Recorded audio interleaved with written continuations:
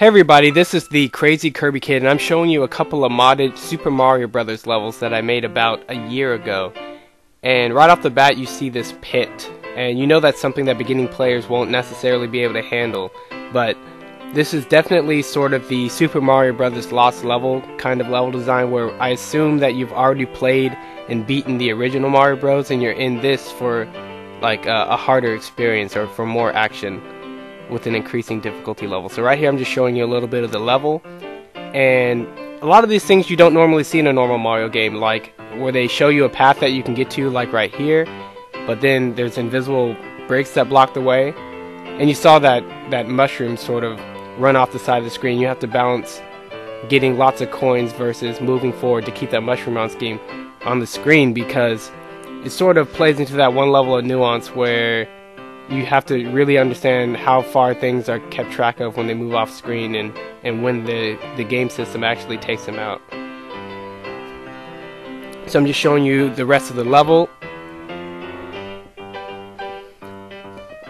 So let's go back to the beginning and look at a couple of other examples. So right at the beginning, you're little Mario, obviously. And that jump is pretty hard to kill yourself if you go underneath, but if you don't want to take that path, there's always the upper alternate path. But as little Mario, you can hit the little brick, and right here you're in some kind of a spiny cage brought to you by the Lakitu. It's kind of difficult getting out because the way the Lakitu homes you, and this is something that you would never see in the original game. It's sort of like piling on 3 difficult things all at once and putting them in a cramped space. So this definitely kind of shows you that sort of out of the box thinking that you'll get with any games, but also why they never put it in the original game. But if you're quick with your fingers, you can escape down the pipe before the Lakitu ever gets a chance to hit you, and that'll take you to the near end of the level. So that's a pretty good shortcut. So I'm going to show you another possibility that you can do. Now, none of these paths are restricted to you as Big Mario, but it will take some duck jumping in order to get into these spaces, and the slide, and that's something that in the original game Nintendo sort of refrained from forcing players to do. So right off the bat, this indie mod has a lot of different sort of nuanced techniques that can get you power-ups or get you into the alternate paths that wouldn't be so obvious to the beginning player. So right here, here's the sort of trap, but you can use the enemies and the bouncing walls and the interplay, and it's difficult to get that fire flower power up if you don't know how to pull the screen properly, and there's a whole bunch of things in there that make that section especially difficult. But right here, if you have a lot of control landing on that top pipe, you can get a warp star or a Starman and sort of race through this part of the level, and with the invincibility you'll be a lot safer. But there's another little bit of nuance that I'm not sure a lot of players are aware of. If you have one power-up on the screen, like a fire flower or a mushroom, and you get a Starman or any other power-up, it automatically deletes the first one in place of the second one, probably because there's limited memory in the NES, and that's just how they programmed it. But here's level 1, 2, and I'm keeping the stalactite, stalagmite theme. You can see those poking out of the ceiling and the ground, but I threw in this Hammer Brothers enemy to really force players to sort of navigate in tight spaces and really understand this enemy that was pretty rare in the original game. So there's a little sweet spot here you can hang out in, but you have to be really careful and really look at the way he's throwing the hammers in order to get out alive. That's why I don't think it's too difficult, because I give you a super mushroom right at the beginning, and you can always use that to sort of take a hit and keep on running. But here is sort of the second part of the level. It's a dangerous little playground, and as I indicate with the coins, you should do a dropping sort of Splinter Cell style sneak attack in order to make this area safer. And if you play around in it, you'll notice that there's another Starman that'll help you get through the level a little easier. And you see these tight spaces that only little Mario can get into.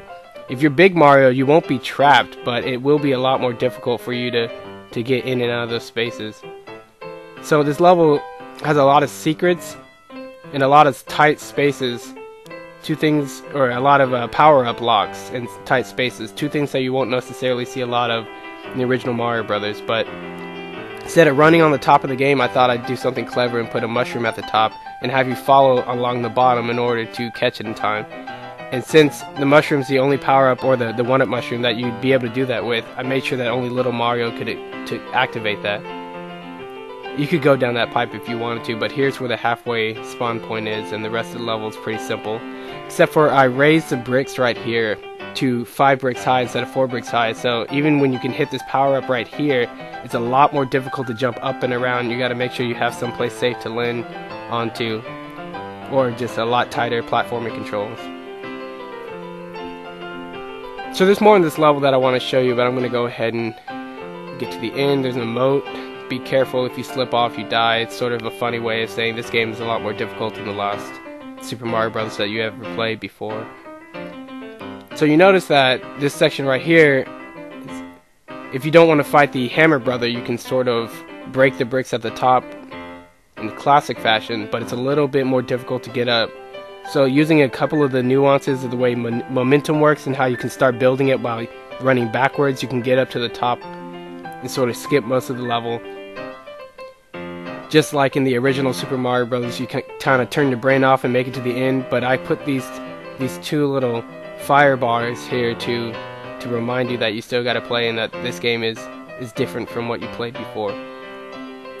So if you're really good at this part and you know how to navigate the space, you'll get to this section of the game as Big Mario, and I really want to make sure I rewarded players for playing well. So if you do the drop technique and you get rid of the Koopas, you can start breaking down this little castle, this mini castle or playground, and you'll see that there's a one-up mushroom only for Big Mario players. So it's sort of rewarding you for playing well up to this point, and you can still get the star, do a little duck sliding, and you can get through these parts. Unlike the original game, or when you're Big Mario on World 1-2, you can break bricks to progress if you don't know how to do the duck slide, but in this game I made sure that you had to do the duck slide. And I reward you yet again right here for mastering both the duck slide and sort of the nuances of how Mario interacts with solid bricks to give you a Fire Flower power-up. Now you can see at the coins at the top, you can't get those if you're Big Mario. And you'll see a lot of places in my mods where I sort of defy the rules of Nintendo Mario coin placement, and there's some that you can only get when you're small Mario, so that's sort of not very good. But right there, that's an example of an emergent sort of playground where if you're dodging the Koopa, and you keep that in mind, you could sometimes accidentally activate the Starman and sort of save yourself in a tight situation. So that's kind of like World 1-1's opening in the original Mario Brothers, where it's designed to have emergent ways to reveal the secrets to the player. So here's level 1-2. Looks familiar. I was keeping very close to the original sort of layout and themes of the original Mario Brothers in order to mod my levels. And there's clearly a high ground and a low ground. I think I named the level something like that, like you take the high ground, something like that. I thought it was clever. And the level is pretty simple. So after the 2 first hard levels, I want to give you something a little easier. And I also wanted to try my hand at designing the speed layer. So I designed all the coins in the game to only reveal this speed layer to sort of encourage players. And if you make it all the way to the end, you get a little 1-up for sort of being the fast and daring player, and I definitely wanted to put that in the game. You can still do the whole run as Big Mario, but it's a lot harder because you have to master the duck jump. Because in a lot of those spaces, Little Mario, it's perfectly tuned for Little Mario's size. And here's 1-4. Notice the trail of coins at the bottom. Besides changing a couple of the fire bars, that's one thing that I wanted you to notice right off the bat. And right here I tried to make a power-up block so that originally only Little Mario can get inside of it. But using the sort of nuance of Mario's running over one gap holes, I wanted to reward players, but don't be too hasty.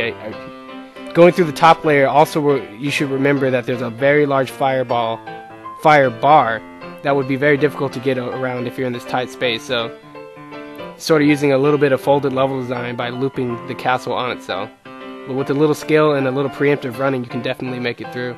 Sort of the advanced track, and you get rewarded with lots of coins if you take it. Then you sort of take out Bowser if he doesn't take you out first. So now I'm going to show you what taking that alternate path looks like if you're Big Mario. Didn't want to make anything off limits for Big Mario. That's something that the original design of the game stuck to very carefully. They didn't want to make it ever a disadvantage for being Big Mario, so definitely did not want to kill the player for going into the pipe as Big Mario. So just using that same nuance of interactions, you could sort of get through unharmed. Stay tuned for part 2. Thanks.